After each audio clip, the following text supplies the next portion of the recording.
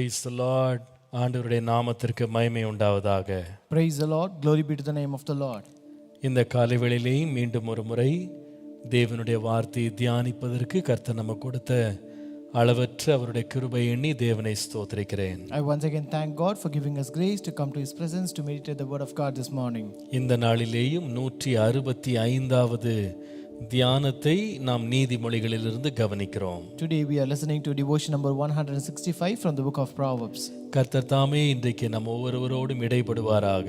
May the Lord minister to each one of us today. அவருடைய வார்த்தையை கொண்டு நம்மோடு பேசுவாராக. May the Lord speak to us through His word. அவருடைய சித்தத்தை இன்றைக்கு தேவன் பூரணமாய் விளங்க பண்ணுவாராக. May the Lord reveal perfectly the will of God to us today. ஜெபத்தோடு அவருடைய சமூகத்தை நாம் நோக்கி பார்க்கலாம். Let us look unto the presence of the Lord with a prayer. Hallelujah. என் தேவனே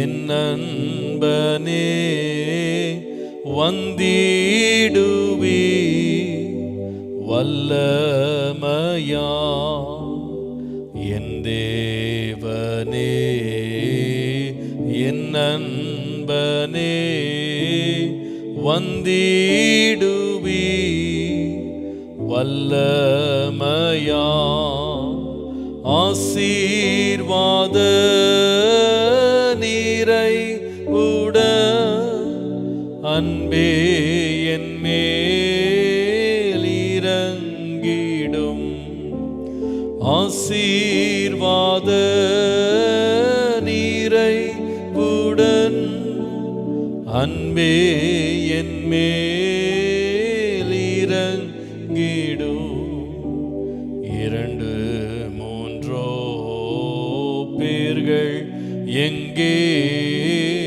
உண்டோ அங்கே நான் இருப்பேன் என்று உரைத்த வாக்குப்படி இன்று எம்மை சந்தித்திடும் என்று உரைத்த வாக்குப்படி இன்று எம்மை சந்தித்திடும் கல்வாரியில் ஜீவன் தந்த எங்கள் தேவா இயேசுநாதா எங்கள் உள்ளம் உந்தன் அன்பா நிறைந்தும்மை துதித்திட எங்கள் உள்ளம் உந்தன் அன்பா நிறைந்தும்மை துதித்திட அந்தோ ஜனம் பாவங்களால் நொந்து மனம் வாடுதையா இன்பமுகம் கண்டால் போதும் இருள் நீங்கி ஒளி காண்பார் இன்பமுகம் கண்டால் போதும் இருள் நீங்கி ஒளி காண்பார் ஆதரவாய் அன்றும் கரம் நீட்டி சுகம் தந்த தேவா ஆவலுடன் வந்தோர் பிணி யாவும் தீரும் அருள்நாதா ஆவலுடன் வந்தோர் பிணி யாவும் தீரும் அருள்நாதா ஆதி அன்பால் தேவ ஜனம் தாவி மனம் மகிழ்ந்திட ஆவி ஆத்மா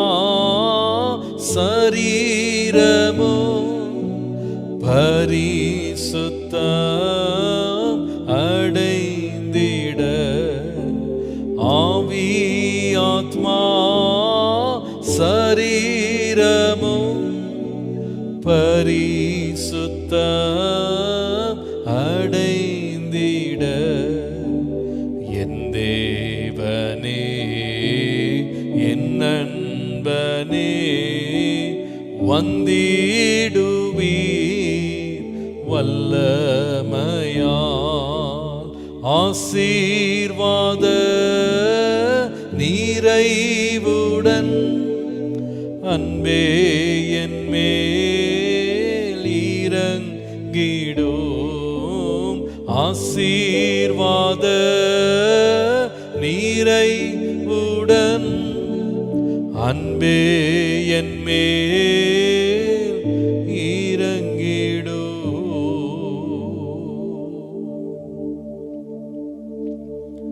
ஆண்டவரே, உம்முடைய ஆசீர்வாதத்தினால் எங்களை நிறைத்தருளும் அப்பா.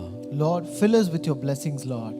இன்னைக்கு உம்முடைய வார்த்தையிலிருந்து வரப்போகிற நன்மைகளை ருசிக்கிற கிருபையை தாரும். Lord, give us grace to taste the goodness out of your word, Lord. உம்முடைய வேத வசனங்களை விளங்கிக் கொள்ள புரிந்து கொள்ள எங்கள் மனக்கண்களை திறந்தருளும் ராஜா. Lord, open the eyes of our heart that we may understand and know your truth and words, Lord. சத்திய ஆவியானவரே, சகல சத்தியத்திற்குள்ளே எங்களை கொண்டு செல்வீராக. May the Spirit of truth lead us into all truth, Lord. உம்முடைய வசனத்தை நாங்கள் வாசிக்க, தியானிக்க, நேசிக்க, அதை புரிந்து கொள்ள, அதன்படி வாழ எங்களுக்கு கிருபை தாரும். Lord, give us grace to, Lord, read, meditate, love and know and live according to your word, Lord. உம் நாமத்தை மாத்திரம் எங்கள் மத்தியிலே மகிமைப்படுத்தும். Glorify your name alone amidst us, Lord. இயேசுவின் நாமத்தில் பிதாவே. In Jesus' name we pray. Amen. Amen. Amen. Praise the Lord. கர்த்தர் ரொம்ப நல்லவர். Praise the Lord. God is good. இந்த நாளிலேயும் தொடர்ந்து நாம் நீதிமொழிகளின் தியானத்தை நாம் கவனிக்கலாம். So let us continue our devotion from Proverbs even today. உங்கள் வேத புஸ்தகங்களை நீதிமொழிகளின் புஸ்தகம் 8ஆம் அதிகாரத்தினுடைய 13ஆம் வசனத்திற்கு நேராக உங்கள் கவனத்தை திருப்புங்கள். Turn your Bibles to Proverbs chapter 8 and verse 13. தீமையை வெறுப்பதே கர்த்தருக்கு பயப்படும் பயம், பெருமையையும் அகந்தையையும் தீய வழிகளையும் புரட்டு வாயையும் நான் வெறுக்கிறேன். The fear of the Lord is to hate evil, pride and arrogance, and the evil way and the perverse mouth I hate. கர்த்தருடைய நாமத்திற்கு மகிமை உண்டாவதாக. Glory be to the name of the Lord. ஒரு கிறிஸ்தவன் நேசிக்க மாத்திரமல்ல, சிலவற்றை வெறுக்கவும் அவன் பழக வேண்டும். A Christian should not only learn and have the habit of loving certain things, he must also have the habit of hating certain things. நீதிக்குரியவைகள், அன்புக்குரியவைகள், நற்கீர்த்திக்குள்ளவைகள், புகழ்ச்சிக்குரியவைகள், புண்ணியமானவைகளை அவன் விரும்பி நேசிக்கணும். He has to love things that are good, that are praiseworthy, that are of good virtue. அதே வேளையிலே பாவத்தை, நீதியற்ற செய்கைகளை, நியாயமற்றவைகளை, இரக்கமற்றவர்களை, அன்பற்றவைகளை, தேவனுக்கு பிரியமில்லாதவைகளை வெறுக்கிற ஒரு சுபாவமும் அவனுக்கு தேவை. And at the same time, you should also possess the characteristic of hating those things which are not pleasing to God, which are unrighteous, unjust, ruthless and merciless things. கர்த்தருடைய நாமத்திற்கு மகிமை உண்டாவதாக. Glory be to the name of the Lord. ஒரு மனிதன் நான் தேவனுக்கு பயப்படுகிறேன் என்று சொல்லுவானானால், If a person says that he fears God, அவன் தீமையை வெறுப்பான். he will hate evil. நான் என் எஜமானாகிய தேவன் மேல் அன்புள்ளவனாய் இருக்கிறேன் என்று அவன் சொல்லுவானானால் நிச்சயமாகவே தீமையை அவன் வெறுப்பான். If he says that he loves his master Jesus Christ very much, then he will surely hate evil. நன்மையை ஒருவன் பின்தொடர்ந்து போவானானால் தீமையை அவன் வெறுப்பான். If a person pursues goodness, he will surely hate evil. கர்த்தருடைய நாமத்திற்கு மகிமை உண்டாவதாக. Glory be to the name of the Lord. ரெண்டு எஜமான்களுக்கு ஊழியம் செய்வது கூடாத காரியம். No man can serve two masters. தீமையை வெறுப்பதே கர்த்தருக்கு பயப்படும் பயம். The fear of the Lord is to hate evil. இதிலே தீமை எவைகளெல்லாம் அவைகளை எப்படி வெறுக்க வேண்டும் என்று வாசிக்கிறோம். So here we see what are the evil and how to hate it. அதில் 3 தீமைகளை நான் இங்க பார்க்கிறேன். I read 3 evils here. பெருமையையும் அகந்தையும் ரெண்டும் கிட்டத்தட்ட ஒன்றே தான். So this pride and arrogance both are almost the same. இரண்டாவது தீய வழி. Number 2, the evil way. மூன்றாவது புரட்டு வாய். Number 3, the perverse mouth. பெருமை, தீய வழி, புரட்டும் வாய், இதை மூன்றையும் ஒருவன் வெறுக்க வேண்டும்.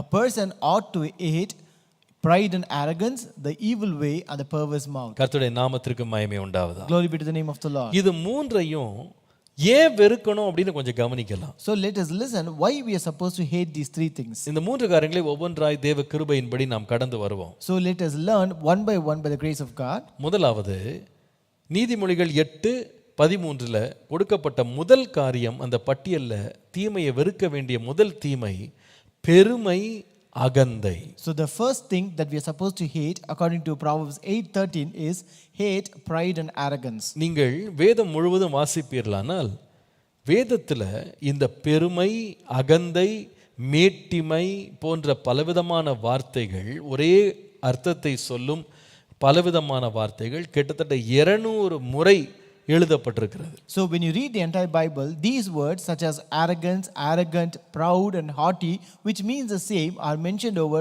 200 times in the Bible.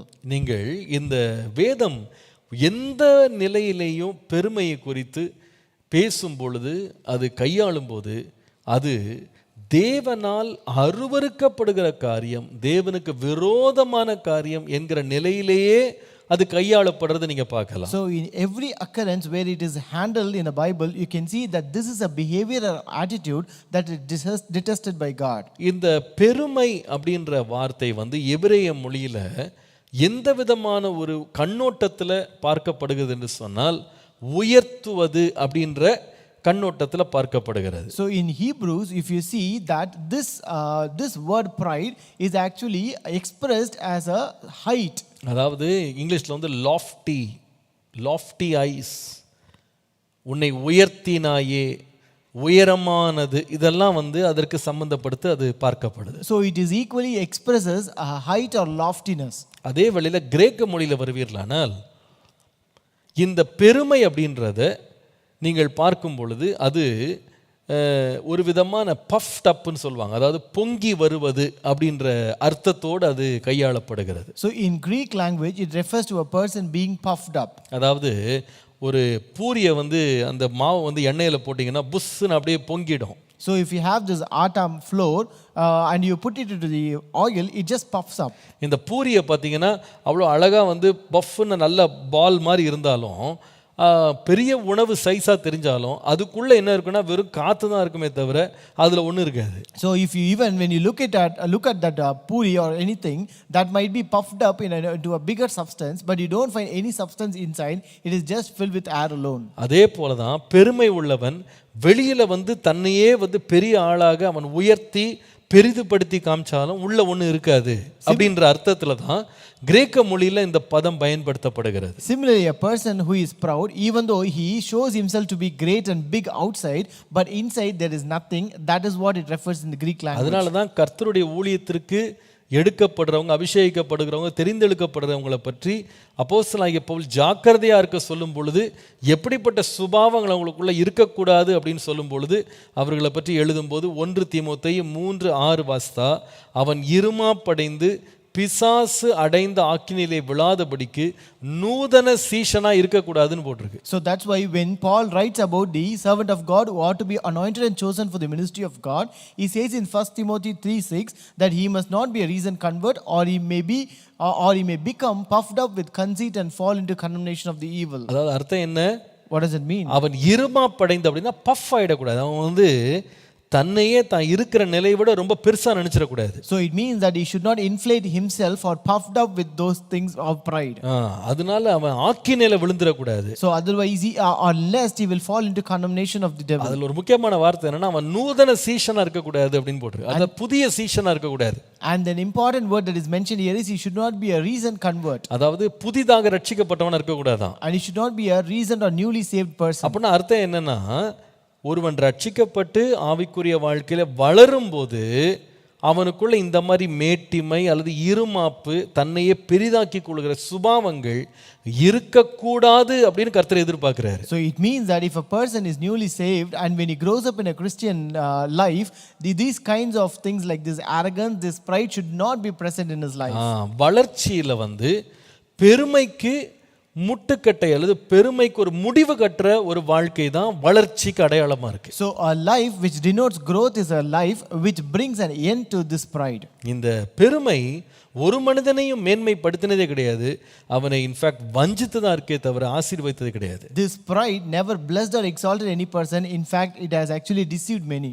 நீங்கள் கொலோசியர் 2ஆம் அதிகாரம் 19ஆம் வசனத்தை வாசிக்கும்போது, if you read Colossians chapter 2 and verse 19, மாயமான தாழ்மையிலும் தேவ தூதர்களுக்கு செய்யும் ஆராதனையிலும் விருப்பமுற்று காணாதவைகளில் துணிவாய் நுழைந்து தன் மாம்ச சிந்தையினாலே வீணாய் இருமாப்பு கொண்டிருக்கிற எவனும் உங்கள் பந்தய பொருளை நீங்கள் இழந்து போகும்படி உங்களை வஞ்சியாது இருக்க பாருங்கள்னு போட்டிருக்கு. Verse 18 in English, let no man beguile you of your reward in a voluntary humility and worshipping of angels, intruding into those things which he hath not seen, vainly puffed up by his fleshy mind. உங்களை யாரும் வஞ்சித்திரக்கூடாது, எச்சரிப்பாருங்க. You should be very careful that no man should deceive you. இந்த வஞ்சிக்கிறவங்கள ஒரு குறிப்பிட்ட category என்னன்னு சொன்னா இருமாப்புள்ளவர்கள் மாத்திரம் இல்ல, மாயமான தாழ்மை உள்ளவர்களா இருப்பாங்களாம். So one of the category who belongs to this deceiving people is not only people who are puffed up or pride, they are also people who have voluntary humility.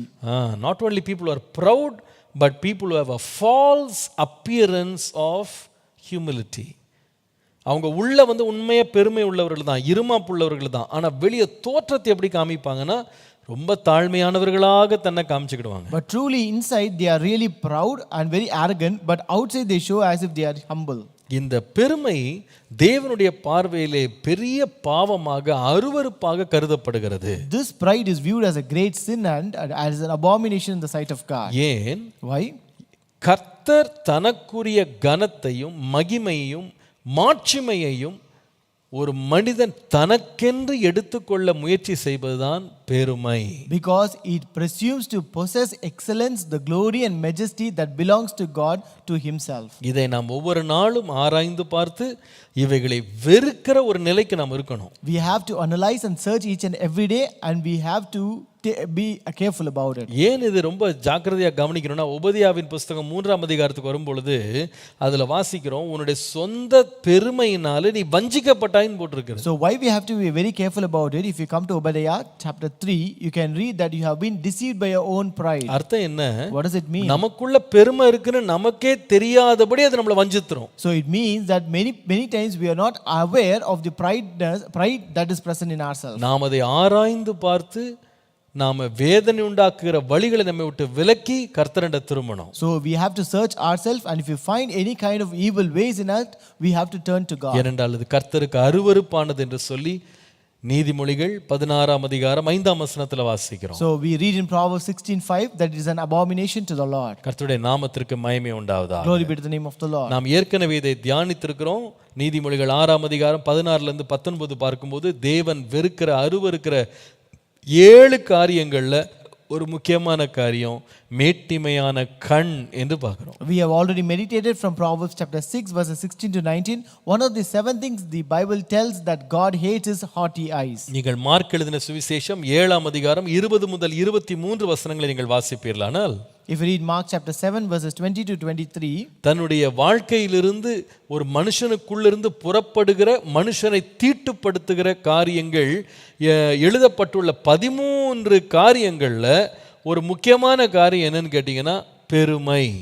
and here it lists about the 13 characteristics of those which actually comes out of a person and defile himself, and one of which is pride. கர்த்தருடைய நாமத்திற்கு மகிமை உண்டாவதாக. Glory be to the name of the Lord. ஆச்சரியமா இருக்கு, இந்த 13 காரியங்கள்ல பெருமை இடம்பட்டுள்ள லிஸ்ட்ல அதோடு சேர்த்து அந்த லிஸ்ட்ல இருக்கிறது என்னன்னு கேட்டீங்கன்னா கொலை, விபச்சாரம், அதோடு சேர்த்து இது காம விகாரம், இதெல்லாம் வந்து இந்த பெருமையோடு சேர்த்தே பட்டியலில் நிக்குது. So what's surprising is that when you look at this 13 characteristics that is mentioned here, you can see this arrogance being considered alongside sexual immorality and murder. அதாவது இந்த பெருமை என்ன சொல்லணும்னா, நான் ரொம்ப முக்கியமானவன், எனக்கு முக்கியமான ஒரு பங்கு இதில் இருக்குதுன்னு சொல்லி தன்னை முன்னிலைப்படுத்துகிறது. So this arrogance or pride, it always says that myself or self importance is more important, and it makes them of the first person. கர்த்தருடைய நாமத்திற்கு மகிமை உண்டாவதாக. Glory be to the name of the Lord. நான் நினைக்கிறேன் இந்த தேவனுடைய அன்பு ஒரு மனிதனுக்குள்ள இருக்குமானால்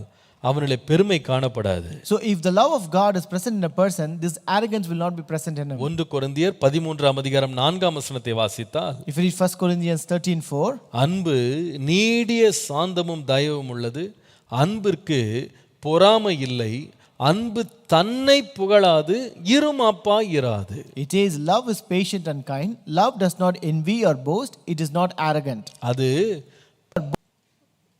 தன்னை புகழாது, இருமாப்பா இராது. So it does not envy or boast, it is not arrogant. அதனால தான் ஒரு தேவனுடைய பிள்ளை வந்து தேவனுடைய அன்பினால் நிறைந்திருப்பாங்களானா பெருமை அவங்க வாழ்க்கையில குடிகொள்ள இடம் கொடுக்க கூடாது. That's why if the child of God has God's love filled in his life, then he should not give room for this arrogance and pride to dwell in him. இன்னும் நான் சொல்லுவேன், தேவ அன்பினால மாத்திரம் இல்ல, தேவ கிருபை நம்ம மேல இருக்கிறதற்கு அடையாளம் கூட நாம வந்து பெருமை இல்லாதவர்களாய் தாழ்மை உள்ளவர்களாய் இருப்பதுதான். So I not only say not only the love of God, but even when you have the grace of God, it is significant that you don't have this pride and arrogance in you. தாழ்மை உள்ளவனுக்கு தேவன் கிருபை அளிக்கிறார் என்று வாசிக்கிறோம். We read the Lord gives grace to the humble. ரோமர் 12ஆம் அதிகாரம் 3ஆம் வசனம் பாருங்க. Romans 12:3 says, எனக்கு அருளப்பட்ட கிருபையினாலே நான் சொல்லுகிறேன், உங்களில் எவனாகிலும் தன்னை குறித்து எண்ண வேண்டிய அளவிற்கு மிஞ்சி எண்ணாமல் அவனவனுக்கு தேவன் பகிர்ந்த விசுவாச அளவின்படியே தெளிந்த எண்ணமுள்ளவனாய் எண்ண வேண்டும் என்று வாசிக்கிறோம். For I say, through the grace given to me, to every man that is among you, not to think of himself more highly than he ought to think, but to think soberly, according as God hath dealt to every man the measure of faith. கர்த்தருடைய நாமத்திற்கு மகிமை உண்டாகும். Glory be to the name of the Lord. நான் இயேசுவை நேசிக்கிறேன் அப்படின்னு சொன்னா எனக்குள்ள பெருமை இருக்க முடியாது. When you say that I love Jesus, then you cannot have this pride in you. தேவனுடைய கிருபையை நான் பெற்றிருக்கிறேன் அப்படின்னு சொன்னா பெருமை இருக்க முடியாது. If you say that you have received the grace of God, then you cannot have arrogance and pride in you. விசேஷமா நான் சொல்லுவேன், நீங்க மார்க் எழுதின சுவிசேஷம் 10ஆம் அதிகாரம் 43 முதல் 45 வாசிப்பீர்களானால், Especially if you read Mark chapter 10 verses 43 to 45. உங்களில் எவனாகிலும் பெரியவனாய் இருக்க விரும்பினால் அவன் உங்களுக்கு பணிவிடைக்காரனாய் இருக்க கடவன், உங்களில் எவனாகிலும் முதன்மையானவனாய் இருக்க விரும்பினால் அவன் எல்லாருக்கும் ஊழியக்காரனாய் இருக்க கடவன். It is, but whoever would be great among you must be your servant, and whoever would be first among you must be slave of all. அப்படியே மனுஷகுமாரனும் ஊழியம் கொள்ளும்படி வராமல் ஊழியம் செய்யவும் அநேகரை மீட்கும் பொருளாக தம்முடைய ஜீவனை கொடுக்கவும் வந்தார் என்று வாசிக்கிறோம். We read, for even the Son of Man came not to be served, but to serve, and to give his life as a ransom for many. நான் சொல்லுவேன், மூன்றாவது, ஒரு மனிதன் உண்மையாக இயேசுவை பின்பற்றுகிறேன் என்று சொல்லுவானானால், நான் இயேசுனுடைய சீஷனாய் இருக்கிறேன் என்று சொல்லுவானானால், அவர் எப்படி இருக்கிறார்னா, அவர் எல்லாருக்கும் தன்னை என்ன பண்ணார்னா தாழ்த்தி ஒரு ஊழியக்காரனை போல் அவர் தம்மை காண்பித்தார். And also, if a person says that he follows Jesus and he is a disciple of Jesus, then he will be like Jesus, who humbled himself and showed himself as a servant and slave to all. அவர் ஊழியம் கொள்ளும்படி வரல, ஊழியம் செய்யும்படி வந்தார். He did not come to be served, but he came to serve. இதேதான் அப்போஸ்தலனாகிய பவுல் பிலிப்பிய சபைக்கு எழுதும் பொழுதும் இதை எழுதுகிறார். So this is what even Apostle Paul writes when he writes to the church of Philippi. பிலிப்பியர் 2:3 பாருங்க. Philippians 2:3. ஒன்றையும் வாதினாலாவது வீண் பெருமையினாலாவது செய்யாமல் மனத்தாழ்மையினாலே ஒருவரை ஒருவர் தங்களிலும் மேன்மையாக எண்ணக்கடவீர்கள். Do nothing from rivalry or conceit, but in humility count others more significant than yourself. இதற்கு இயேசுவே நமக்கு அச்சடையாளங்களை, இயேசுவே நமக்கு முன்மாதிரிகளை வைத்து போயிருக்கிறார். So and for this purpose Jesus himself has left an example for us. ஒரு மனுஷன் எவ்வளவு தன்னை தாழ்த்த முடியும் என்பதற்கு இயேசுவே அடையாளமாய் நிற்கிறார். So Jesus stands as a sign and an example to show how much a person can humble himself. யோவான் 13:14 வாசித்தா நம்முடைய சீஷர்களுடைய பாதங்களை இயேசு கழுவினார்னு பார்க்கிறோம். If you read John 13 and verse 14, you see that Jesus washed the feet of his disciples. நான் சொல்லுவேன், நம்முடைய வாழ்க்கையில கூட இந்த தாழ்மையை விரும்பி மேட்டிமைகளை நாம் வெறுக்கத்தக்கதாக கர்த்தர் நமக்கு கிருபை தருவாராக. So even in our life, may the Lord give us grace that we may have this humility and hate pride and arrogance. நான் சொல்லுவேன், எந்த காரியத்திலேயும் நம்ம பெருமையற்றவர்களாய் நம்ம தாழ்மை உள்ளவர்களாக இருக்க கர்த்தர் கிருபை தருவாராக. May the Lord give us grace that we remain more humble in everything and hate pride and arrogance. இந்த பெருமை எவ்வளவுதான் நம்ம மனசுல குடிகொண்டாலும் அதுக்கு ஒன்றுக்கும் உதவாத ஒரு வீணானது என்பதை மறந்துடாதீங்க. Don't forget that no matter how much this pride and arrogance dwell in your life, it is of no use to you at all. எவ்வளவு அதிகமாக பெருமை எழும்புகிறதோ அவ்வளவு அதிகமான ஆபத்து இருக்கிறது. The more the pride grows up in us, the more the danger we may have. எவ்வளவு அதிகமாக பெருமை பெருகிறதோ அவ்வளவு அதிகமான பாவம் நமக்குள்ளே குடிகொள்ளுகிறது. The more the pride grows in us, the more sin dwells in us. பெருமையின் பெருக்கத்தினாலே ஒருவனும் ஒரு காலும் ஆசீர்வதிக்கப்பட்டதே இல்லை. No person is ever blessed because of the increase in pride. வேதம் சொல்லுகிறது லூக்கா 14:11 In Luke 14 and verse 11 says, தன்னைத்தான் உயர்த்துகிற எவனும் தாழ்த்தப்படுவார். For everyone who exalts himself will be humbled.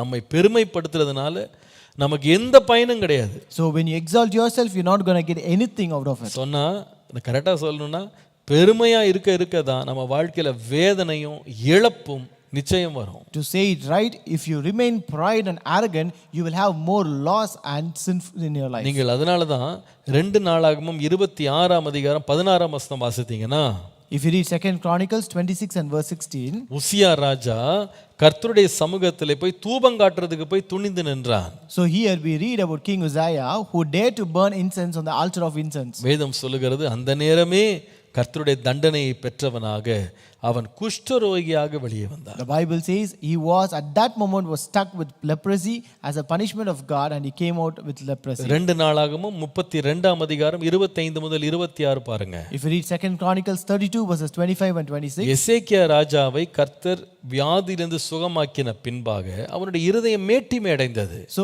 after the Lord healed this king Hezekiah out of his sickness, his heart became proud. அந்த பெருமையினால கர்த்தர் அவனை மாத்திரமல்ல அவனுடைய யூதேயா நாட்டையும் அதே போல அவனுடைய தலைநகரமாகிய எருசலேமையும் ஆண்டவர் மிகுதியாக தம்முடைய கோபாக்கினைக்கு ஆளாக்கினார். So because of his pride, the Lord brought his wrath not only against him but also against all of Judah and also on the capital city of Jerusalem. நீங்கள் அப்போஸ்தலர் நடபடிகள் 12ஆம் அதிகாரம் 21 முதல் 23 வசனங்களை வாசித்தால், If you read Acts chapter 12 verses 21 to 23, கர்த்தருக்கு மகிமையை கொடுக்காமல் ஜனங்கள் கொடுத்த புகழ்ச்சியிலே மகிழ்ந்து கொண்டிருந்த ஏரோது ராஜா தேவனாலே தண்டிக்கப்பட்டு புழுபுழுத்து இறந்தான் சொல்லி வாசிக்கிறோம். we read when King Herod, when he accepted the people's worship and the applause, not giving that glory to God, we read that he was stuck with sickness and he was eaten by worms and died. நீங்கள் எசேக்கியேல் 28ஆம் அதிகாரம் 2ஆம் வசனத்துல வாசித்தால், If you read Ezekiel chapter 28 and verse 2, மனுபுத்திரனே நீ தீருவின் அதிபதியை நோக்கி கர்த்தராகிய ஆண்டவர் உரைக்கிறது என்னவென்றால், உன் இருதயம் மேட்டிமை கொண்டு நான் தேவன், நான் சமுத்திரத்தின் நடுவே தேவாசனத்தில் வீற்றிருக்கிறேன் என்று நீ சொல்லி உன் இருதயத்தை தேவனின் இருதயத்தை போல் ஆக்கினாலும் நீ மனுஷனே அல்லாமல் தேவன் அல்ல. It says, of the prince of Tyre, the Lord said, in your great pride you claim I am a God. I sit on a divine throne in the heart of the sea, but you are only a man and not a God, though you boast that you are a God. இன்னைக்கு நிறைய பேர் சொல்றாங்க நான் கடவுள் நான் தேவன் என்று போல்டா டிக்ளேர் பண்றாங்க. Today many people boldly declare that they are God, that they are the Lord. ஆண்டவர் சொல்றார், நீ சமுத்திரத்தின் நடுவிலேயே நீ சிங்காசனம் போட்டு உட்காரு. So the Lord says, even you may sit on a throne in the heart of the sea. உன் இருதயத்தை தேவனுடைய இருதயம் போல மாற்றுறதுக்கு நீ முயற்சி செய்தாலும் நீ மனுஷனே அல்லாமல் நீ தேவன் அல்ல. Even if you try to change your heart as the heart of God, you are only a man and not God. இத ஒரு மனுஷன் தான் வாழ்க்கையில என்னைக்குமே மறக்க கூடாது. So every person should never forget this in their life. நீங்க எவ்வளவு வரங்கள் பெற்றிருக்கலாம், கிருபை பெற்றிருக்கலாம், பிரசங்கம் பண்ணலாம், ஊழியம் செய்யலாம், நாம கடைசி வரைக்கும் மனுஷன் என்பதை மறந்துடக்கூடாது. No matter you might have got many gifts, many graces, many gifts and also talents, many things, and you also preach and do all kind of revelation, but don't forget you are just a mere man. அப்போஸ்தலனாகிய பவுல், பேதுரு இவர்கள் எல்லாரும் பார்த்தீங்கன்னா பப்ளிக்கா declare பண்ணாங்க, நான் வெறும் மனுஷன்தான். Even Apostle Paul and Peter also, they publicly declared that we are just mere men. கொர்நேலியு வந்து பேதுருவோட பாதத்துல வந்து விழுந்தான். அவன் எழும்பி, நில்லுப்பா, உன்னை போல நான் ஒரு மனுஷன் என்று தைரியமா அவர் சொன்னார். When Cornelius came and fell at his feet, he said, boldly, you stand up, I am also a mere man like you. Pavul, பர்னபா அவர்களுக்கு வந்து அந்த தீவினர் வந்து தீவில் இருந்தவங்கலாம் கொண்டு வந்து மாலைகளை போட்டு யூபித்தரும் மார்ஸும் நம்ம நடுவில் மெர்க்குரியும் யூபித்தரும் வந்துட்டாங்கன்னு சொல்லும் பொழுது வஸ்திரங்களை கிழிச்சுக்கிட்டு கூட்டத்துக்கு நடுவில் ஓடி நாங்கள் வெறும் மனுஷர் என்று சொல்லி அவங்க கதறினாங்க. So when the people of that island came and brought garlands and worshiped Paul and Barnabas, saying that they are Jupiter and Mercury, they rented their clothes and cried and they ran away saying, we are just mere men. அப்போஸ்தலர்களே எவ்வளவு தங்களை தாழ்த்தி இருக்கிறாங்க அப்படின்னா நாம எவ்வளவு நம்மளை தாழ்த்தணும். So when even apostles have humbled themselves so much, how much we are supposed to humble ourselves.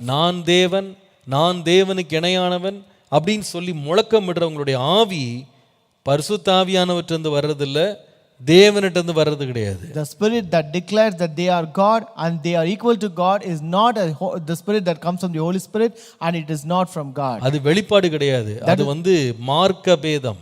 That is not revelation, that is a false doctrine. அது சத்தியம் கிடையாது, அது பொய். That is not true, that is false. அதை யாருடைய சுபாவம் நீங்க பார்ப்பீங்களானா, if you see whose characteristics that, ஏசாயா 14ஆம் அதிகாரம் 12 லிருந்து 15 பாருங்க. if you read Isaiah 14 verses 12 to 15, அதிகாலையின் மகனாகிய விடிவெள்ளியே, நீ வானத்திலிருந்து விழுந்தாயே, ஜாதிகளை ஈனப்படுத்தினவனே, நீ தரையிலே விழ வெட்டப்பட்டாயே, நான் வானத்துக்கு ஏறுவேன், தேவனுடைய நட்சத்திரங்களுக்கு மேலாக என் சிங்காசனத்தை உயர்த்துவேன், வடபுறங்களில் உள்ள ஆராதனை கூடத்தின் பர்வதத்தில் வீற்றிருப்பேன் என்றும், நான் மேகங்களுக்கு மேலாக உன்னதத்தில் ஏறுவேன், உன்னதமானவருக்கு ஒப்பாவேன் என்றும் நீ உன் இருதயத்தில் சொன்னாயே, ஆனாலும் நீ ஆகாதமான பாதாளத்திலே தள்ளுண்டு போனாயின்னு போட்டிருக்கு. How you have fallen from heaven, morning star, son of the dawn. You have been cast down to the earth. You who once laid low the nations. You said in your heart, I will ascend to the heavens. I will raise my throne above the stars of God. I will sit enthroned on the mount of assembly, on the utmost heights of Mount Zaphon. I will ascend above the tops of the clouds. I will make myself like the Most High. But you are brought down to the realm of the dead, to the depths of the pit.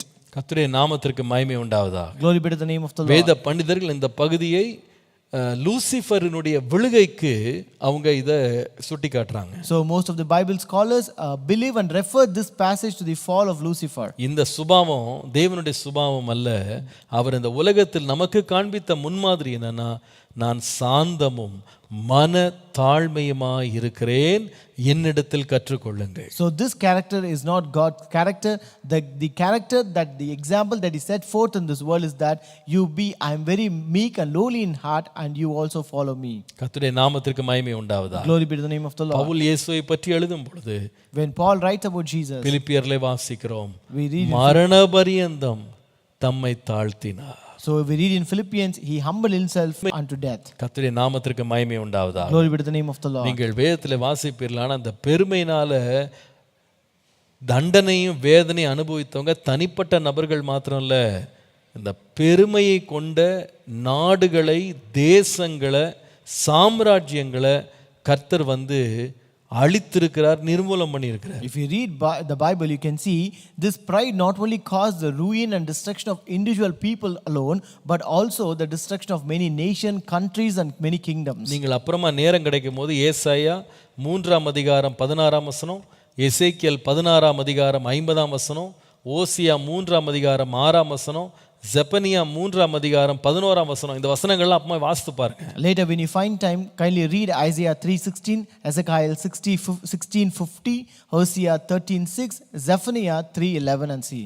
இதெல்லாம் பார்த்தீங்கன்னா இஸ்ரவேல் ஜனங்கள் தேவனுக்கு முன்பாக தங்களை தாழ்த்தாமல் மேட்டிமையாக பெருமையாக அகந்தை உள்ளவர்களாக மாறின பொழுது தேவன் அவர்களுக்கு வாக்குத்தத்தம் பண்ணப்பட்ட தேசத்திலிருந்து கர்த்தர் அவர்களை அறுப்புண்டு போக பண்ணி மற்ற அந்நிய நாடுகளை கொண்டு சிதறடித்த சம்பவங்களை நீங்கள் வாசிக்கலாம். So here you can read these incidents where these people of Israel, when they became very proud and did not humble themselves and became arrogant, that caused the people of Israel and Judah to be cut off from the promised land of Canaan, and they were scattered all over the nation. 2 தீமோத்தேயு 3ஆம் அதிகாரம் 2 முதல் 4 வசனங்களை வாசிக்கும்போது, கடைசி நாட்களில் மனிதர்கள் நடுவில் காணப்படும் அடையாளங்களை குறித்து நீங்க படிக்கலாம். So if you read 2 Timothy chapter 3 verses 2 to 4, you can read the signs that can be seen in the last days among the men. அவர்களை குறித்து என்ன எழுதி இருக்கு?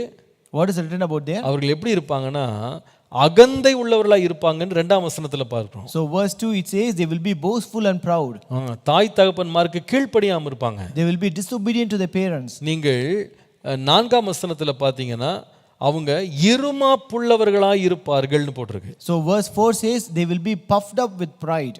அரகண்டா இருப்பாங்களாம். அவங்க அடங்க மாட்டாங்க, எப்பவுமே அரகண்டா இருப்பாங்க. They will be very arrogant. இப்படிப்பட்டவர்களை விட்டு நீ விலகிடுன்னு சொல்லி வேதம் சொல்லுது. The Bible says you have to depart from those people. கர்த்தருடைய நாமத்திற்கு மகிமை உண்டாவதாக. Glory be to the name of the Lord. நான் சொல்லுவேன், இந்த பெருமை அகந்தை விட்டு, இந்த பெருமை உள்ளவர்கள் அகந்தை உள்ளவர்களை விட்டு விலகிறது மாத்திரம் இல்ல, இந்த பெருமையும் அகந்தையும் மேட்டிமையும் நாம வெறுக்க வேண்டும். I tell you, we should not only depart from these people who are pride and arrogant, but we should also hate pride and arrogance. கர்த்தருடைய நாமத்திற்கு மகிமை உண்டாவதாக. Glory be to the name of the Lord. இரண்டாவது அவர் எதை வெறுக்கணும்னு சொல்றாரு பாருங்க. The second thing which he says we have to hate, நீதிமொழிகள் 8ஆம் அதிகாரம் 13ஆம் வசனம். Proverbs 8:13. தீமையை வெறுப்பது கர்த்தருக்கு பயப்படும் பயம். The fear of the Lord is to hate evil. பெருமையும் அகந்தையும் மாத்திரமல்ல, தீய வழியையும் நான் வெறுக்கிறேன். So it is not only pride and arrogance that I hate, I also hate the evil way. அப்போ எல்லா வழியும் நல்ல வழின்னு சொல்லிட முடியாது. So it means that we cannot say all the ways are good ways. எல்லா வழியும் நேர்த்தியான வழி, சிறந்த வழின்னு சொல்லிட முடியாது. So you cannot say all the ways are straight and right ways. வழிகள்ல தீய வழியும் இருக்கிறது என்பதை மறந்துடாதீங்க. So don't forget there are also evil ways in our ways. நீங்கள் அதனால தான் 2 நாளாகமம் 7ஆம் அதிகாரம் 14ஆம் வசனத்துல வாசிக்கும்போது, That's why if you read in 2 Chronicles 7:14, என் நாமம் தரிக்கப்பட்ட என் ஜனங்கள் தங்களை தாழ்த்தினா மட்டும் போதாது, ஜெபம் பண்ணா மட்டும் போதாது, என் முகத்தை தேடினா மாத்திரம் போதாது, அதில் எழுதப்பட்டது, தங்கள் பொல்லாத வழிகளை விட்டு திரும்பினால் அப்பொழுது பரலோகத்தில் இருக்கிற நான் கேட்டு அவர்கள் பாவத்தை மன்னித்து அவர்கள் தேசத்துக்கு க்ஷேமத்தை கொடுப்பேன். it says, if my people who are called by my name, it is not enough if they humble themselves alone, or not enough if they pray and seek my face alone, but they have to turn from their wicked ways, then I will hear from heaven and will forgive their sin and heal their land. கர்த்தருடைய நாமத்திற்கு மகிமை உண்டாவதாக. Glory be to the name of the Lord. எவ்வளவுதான் நீங்க ஜெபம் பண்ணாலும், எவ்வளவுதான் உங்களை தாழ்த்திட்டாலும், தீய வழிகளை விட்டு விலகிற வரைக்கும் கர்த்தர் நம்முடைய தேசத்துக்கு க்ஷேமத்தை கொடுக்கும்படி நம்முடைய ஜெபத்தை கேட்க போகிறதில்லை. No matter how much you pray or humble yourself, the Lord is not going to hear your prayer and heal your land until you turn from your wicked ways. சகரியாவின் புத்தகம் 1ஆம் அதிகாரம் 4ஆம் வசனத்தை வாசித்தால், If you read Zechariah chapter 1 and verse 4, உங்கள் பிதாக்களைப் போல இராதிருங்கள். it says, do not be like your fathers. முந்தின தீர்க்கதரிசிகள் அவர்களை நோக்கி, உங்கள் பொல்லாத வழிகளையும் உங்கள் பொல்லாத கிரியைகளையும் விட்டு திரும்புங்கள் என்று சேனைகளின் கர்த்தர் சொல்லுகிறார் என்று கூப்பிட்டார்கள். For to whom the former prophets proclaimed, saying, thus says the Lord of hosts, return now from your evil ways and from your evil deeds. ஆனாலும் எனக்கு செவி கொடாமலும் என்னை கவனியாமலும் போனார்கள் என்று கர்த்தர் சொல்லுகிறார். But they did not listen or give heed to me, declares the Lord. எவ்வளவு வேதனையோ சொல்றா பாருங்க. How painful it is to say. இவங்க தங்கள் தீய வழிகளை விட்டு விலகாமலே அவங்க என்கிட்ட சேரலாம்னு நினைக்கிறாங்க, என்னுடைய ஆசீர்வாதங்களை பெற்றுக்கொள்ளலாம்னு நினைக்கிறாங்க, என் பிரியத்தை பெற்றுடலாம்னு நினைக்கிறாங்க. They try to draw near to me, not turning away from the evil ways, but they think that they can inherit the blessing, receive all the goodness from me without doing this. கர்த்தருடைய நாமத்திற்கு மகிமை உண்டாவது. Glory be to the name of the Lord. தீமையான வழிகள் என்று வரும்பொழுது வேதத்துல எந்த காம்ப்ரமைஸுமே கிடையாது. So when you come to wicked ways, there is no compromise in the Bible at all. நீதிமொழிகள் சங்கீதம் 1:1 வாசிக்கும் போது, If you read Psalm 1 and verse 1, துன்மார்க்கர் ஆலோசனை நடக்காத, பாவியின் வழியில உட்காராத, பரியாசக்காரன் பாவியின் வழியில நிற்காத, பரியாசக்காரன் உட்கார்ற இடத்துல உட்காராதுன்னு ரொம்ப வெளிப்படையாக தெளிவாக நேரடியாக எழுதப்பட்டிருக்கிறது. The Bible here directly, very frankly, and openly it says, do not walk in the counsel of the wicked, nor stand in the path of sinners, nor sit in the seat of scoffers. நின்றாத, அந்த வழியில நின்றாத. Don't stand in that way. நீங்கள் நீதிமொழிகள் 4:14 வாசித்தா துன்மார்க்கருடைய பாதையில பிரவேசிச்சிராதன்னு போட்டிருக்கு. In Proverbs 4:14 it says, do not proceed in the way of the evil man. Do not enter, பாதையில் பிரவேசியாதே. Do not enter the path of the wicked. ரொம்ப அழகான வார்த்தை அது. உள்ளே நுழைஞ்சிராத. That's a beautiful word. Do not enter. அங்க நின்றாத.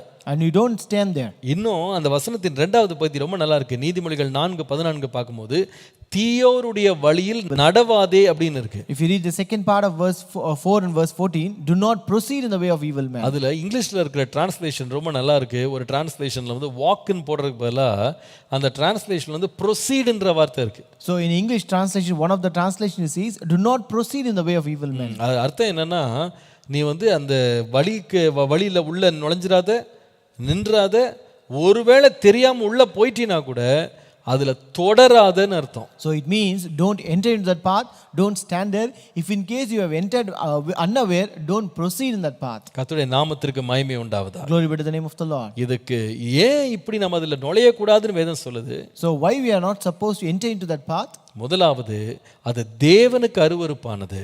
Number 1, it is an abomination to God. நீதிமொழிகள் 15:9. Proverbs 15:9. துன்மார்க்கனுடைய வழி கர்த்தருக்கு அருவருப்பானது என்று வாசிக்கிறோம். We read, the way of the wicked is an abomination to the Lord. இரண்டாவது, ஏன் இந்த வழியை கர்த்தர் நம்மட்ட வெறுக்க சொல்றாரு அப்படின்னு சொன்னா, Number 2, தேவனுக்கு இது பிடிக்காதனால மாத்திரம் இல்ல. Number 2, why the Lord asks us to hate this wicked way? It is not only because the Lord doesn't like it. நீதிமொழிகள் 4:19 வாசிப்பீர்களானால், If you read Proverbs 4:19, துன்மார்க்கருடைய பாதையோ கார் இருளை போல் இருக்கும், தாங்கள் இடறுவது இன்னதில் என்று அறியார்கள்னு போட்டிருக்கு. it says, the way of the wicked is like darkness, they do not know over what they stumble. அர்த்தம் என்ன? What does it mean? ஏன் இந்த துன்மார்க்கன் வழியில போகாதன்னு கர்த்தர் சொல்றாருன்னா, அந்த வழியை நீ வெறுக்காம போனா இடறி விழுவப்பா.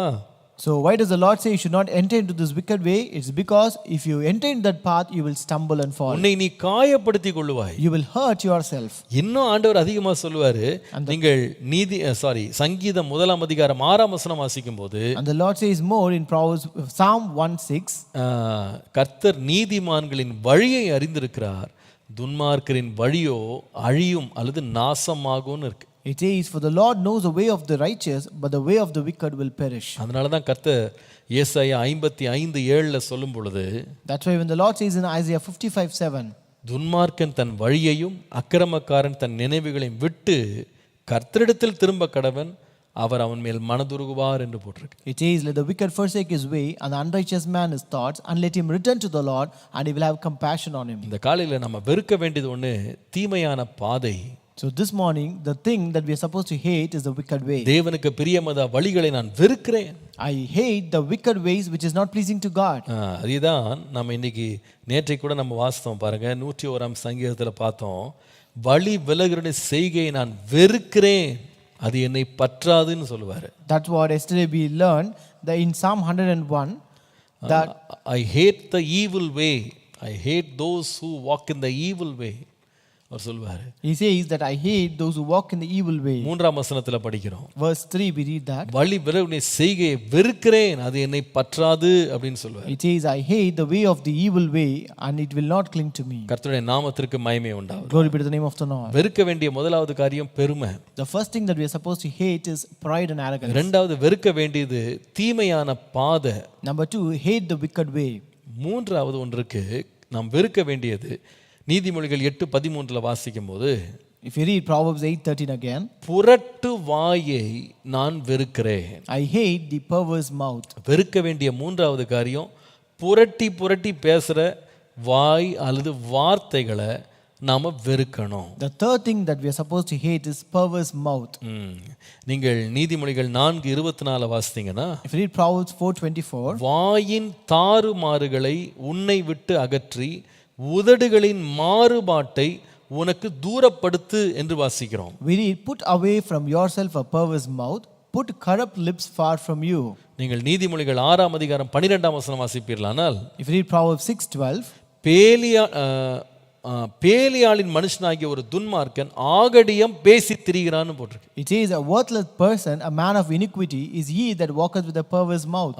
நீங்கள் நீதிமொழிகள் 4:24 வாசித்தா, If you read Proverbs 4:24, வாயின் தாறுமாறுல ஒன்று அகற்றிரு, அது வேண்டாம். it says, put away from yourself a perverse mouth. அதை உன்னோட்டு தூரப்படுத்திரு. You have to put away that far from you. பக்கத்திலே விட்டுறாத. You don't let it come near to you. நீ ஒரு பேலியாளின் மனுஷனாக ஒன்றுக்கு உதவாத ஒரு மனுஷனா மாறிடாத. And you don't become a worthless person. நான் சொல்லுவேன், நம்முடைய வாயில எந்த வார்த்தையை நம்ம பேசுறதுக்கு வெறுக்கணும்னு கேட்டா, இந்த புரட்டி பேசுறதுக்கு பாங்க விட்டுறணும். So we have to hate this perverse mouth and the words of perverseness. சில பேருக்கு ஏதோ ஒரு லாபம் அவங்களுக்கு வேணும், ஏதோ ஒரு உதவி வேணும் அப்படின்றதுக்காக அவங்க வார்த்தைகளையும் அவங்க அவங்களுடைய கேட்கிற காரியங்களையும் உண்மைக்கு முரணானதை மாற்றி பேசுவாங்க. So certain people, just for certain benefit and profit, they will just use perverse words and they will change and always speak in contrary to each other. ஒரு இடத்துல வேலை கிடைக்கணும் அப்படின்றதுக்காக 10 காரியத்துல ஒரு புரட்டல் இருக்கும். So there will be perverseness in 10 things just to get a job in one place. அவங்க சர்டிபிகேட்ல பார்த்தா ஒரே புரட்டா தான் இருக்கும். So even if you look at the certificate, it will be full of perverseness. எல்லாத்துலயும் ஒரு டூப்ளிகேட் இருக்கும், ஏதாவது தேவையில்லாத ஒரு உண்மையற்ற ஒரு செய்கை இருக்கும், ஒண்ணுக்கு முரணாக ஒன்னு இருக்கும். So there will be something duplicate there will be fake things, there will be something against truth there always. அவங்க ரிப்போர்ட்ஸ் பாருங்க, ஒரே புரட்டா தான் இருக்கும். If you look at their reports, everything will be false. நடந்தது ஒண்ணு, இவங்க சொல்றது ஒண்ணு. So what happened would be different and what they say would be different.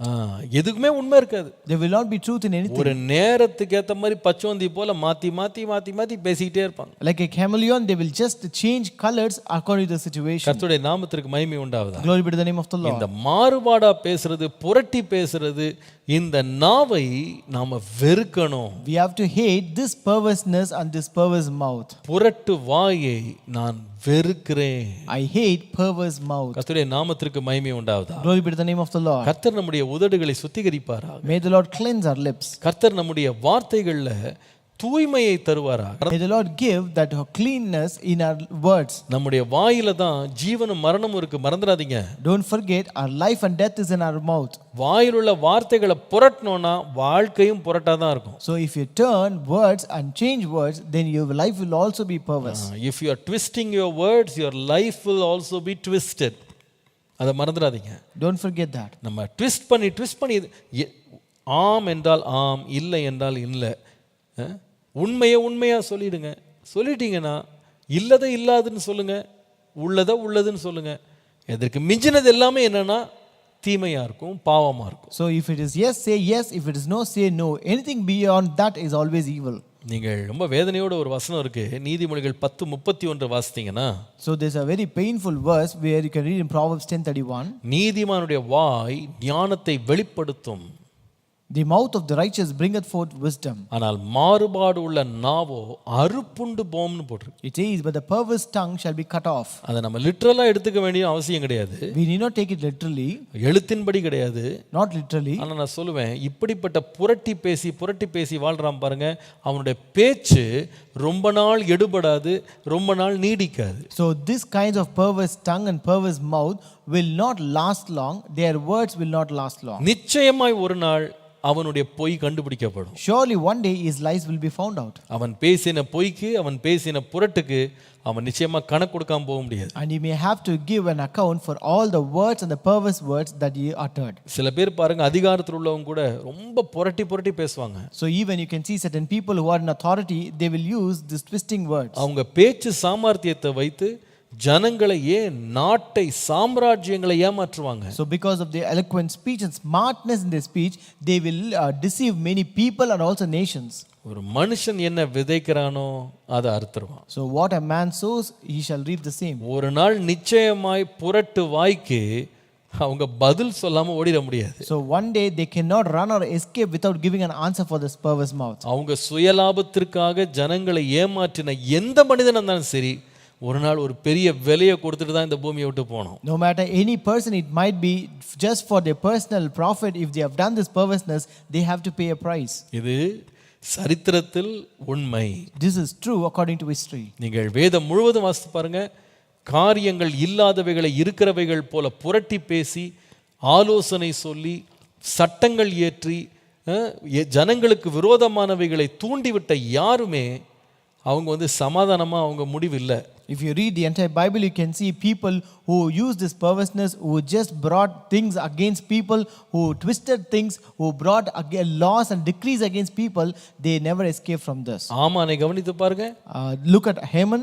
அமைதியாக இருந்த ஒரு ஜனத்தை பார்த்து நம்ம இதில் ஒரு வினோதமான ஜனம் இருக்குன்னு ராஜாட்ட போய் தேவையில்லாத காரியங்களை சொல்லி கொடுத்து உண்மைக்கு புறம்பானதை ட்விஸ்ட் பண்ணி கடைசியில் பார்த்தீங்கன்னா அவன் குடும்பம் தான் அழிஞ்சு போச்சே தவிர யூத ஜனங்கள் அழியலை. So looking at a calm generation, he just went to the king and said, we have a different and strange people among us, and he twisted things, and at last he and his family never அவன் prevailed. போட்ட சட்டங்கள் நிக்கல. His laws never prevailed. தானியேலுக்கு விரோதமாக ராஜாட்ட போய் புரட்டி பேசி எப்படியாகிலும் அவனை சிக்க வைக்கணும்னு சொல்லி ராஜாவுடைய இன்னசென்ஸை பயன்படுத்திக்கிட்டு இக்னரன்ஸை பயன்படுத்தி அவங்க தானியேலை குறி வச்சு சட்டம் போட்டாங்க. முடிவு என்னன்னா அவர்கள் அவருடைய குடும்பம் தான் சிங்கத்திற்கு இரையானாங்க. And they also laid down many decrees and laws against Daniel, using the ignorance of the king to somehow trap Daniel, but at last they and their families were cast into the den. நம்முடைய வாயில சுத்தம் இருக்கட்டும், புரட்டு வேண்டாம். Let there be clean and purity in our mouth and not perverseness. நான் சொல்லுவேன், வேதம் சொல்லுது இந்த புரட்டு வாயை வெறுக்க வேண்டியது அவசியம். The Bible says you have to hate the perverse mouth. கர்த்தருடைய நாமத்திற்கு மகிமை உண்டாவதாக. Glory be to the name of the Lord. புரட்டி பேசி நான் ஒன்றையும் சாதிக்க வேண்டாம். Let us not achieve anything by this perverseness. ஆண்டவரே என் வாயிலே சுத்தம் இருக்கட்டும். Lord, let there be purity in my mouth. என் வாயில பரிசுத்தம் இருக்கட்டும். Let there be holiness in my mouth. நீதி இருக்கட்டும். Let there be righteousness. மூன்று காரியங்களை நான் வெறுப்பேன். I will hate three things. முதலாவது பெருமையையும் அகந்தையும் நான் வெறுப்பேன். Number one, I will hate pride and arrogance. இரண்டாவது தீய வழிகளை வெறுப்பேன். Number two, I will hate the wicked way. மூன்றாவது புரட்டு வாயை நான் வெறுப்பேன். Number three, I will hate perverse mouth. வெறுக்க வேண்டியவைகளை வெறுத்து நேசிக்க வேண்டியவைகளை நேசிக்க கர்த்தர் நமக்கு கிருபையாக இரக்கம் பாராட்டுவாராக. May the Lord graciously give us grace that we may love the things that we are supposed to love and hate the things that we are supposed to hate. கர்த்தர் நம்மை ஆசீர்வதிப்பார். May the Lord bless us. ஜெயிப்போமா? Let us pray. இரக்கமும் கிருபையும் உள்ள நல்ல ஆண்டவரே உம்மை ஸ்தோத்திரிக்கிறோம். Our gracious and merciful Father, we praise you. இன்றைக்கு எங்களோடு பேசின வார்த்தைகளுக்காய் நன்றி. Lord, thank you for the words that you spoke with us. எங்கள் வாழ்க்கையிலே நாங்கள் எவைகளை வெறுக்க வேண்டும் என்று எங்களுக்கு போதித்தீர். Lord, you have taught us what are the things that we are supposed to hate in our life. ஆமாப்பா, வெறுக்க வேண்டிய பாவங்கள், வெறுக்க வேண்டிய துர்க்கடங்கள், வெறுக்க வேண்டிய வார்த்தைகள், வெறுக்க வேண்டிய பாதைகள், இவைகள் எல்லாவற்றையும் நாங்கள் வெறுத்து சத்தியத்தை நேசிக்க கிருபை தார். Lord, give us grace to hate those characteristics which we are supposed to hate, the ways that we are supposed to hate, the words that we are supposed to hate, and Lord, live a pure life, Father. உம்முடைய வேதத்தை நேசிப்பவர்களுக்கு மிகுந்த சமாதானம் இருக்கிறது, அவர்களுக்கு இடரல் இல்லை என்று வாசிக்கிறோமே. எங்கள் நேசமெல்லாம் நீராக உம்முடைய வசனமாக உம்முடைய வார்த்தையாக சத்தியமாக இருப்பதாக. Lord, we read, great peace have they that love the law and they will never stumble. Lord, let us have your great peace and Lord joy in our life, Father. உம்முடைய நாமத்தை எங்கள் வாழ்க்கையிலே மகிமைப்படும். Glorify your name in our life. இயேசுவின் நாமத்தில் பிதாவே. In Jesus' name we pray. Amen. Amen. Praise the Lord. கர்த்தர் உங்களை ஆசீர்வதிப்பார், கர்த்தர் உங்களோடு இருப்பார். Praise the Lord. May God bless you. May God be with you. Amen.